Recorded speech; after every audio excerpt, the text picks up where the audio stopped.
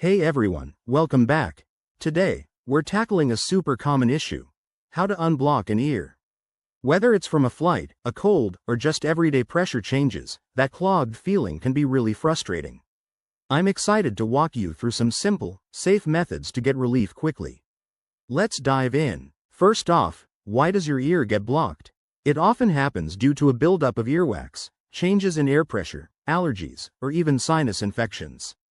The eustachian tube, which connects your middle ear to the back of your throat, can get blocked, causing that muffled sound. Don't worry. Most cases are easy to fix at home. Start with the basics. Try yawning, swallowing, or chewing gum. These actions help open up the eustachian tube by equalizing the pressure. If that doesn't work, give the Valsalva maneuver a shot. Pinch your nostrils closed, close your mouth, and gently blow out like you're trying to pop your ears. Do this carefully to avoid any damage, never force it. Another effective method is using a warm compress. Hold a warm, damp cloth against your ear for about 10 to 15 minutes.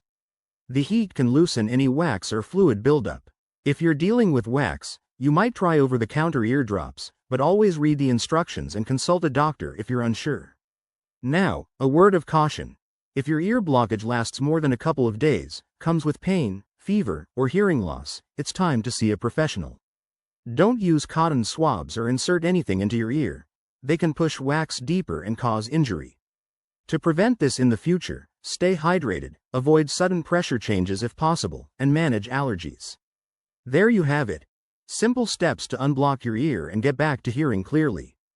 Give these tips a try, and if you found this helpful, hit that like button and subscribe for more health hacks. Thanks for watching, and see you next time.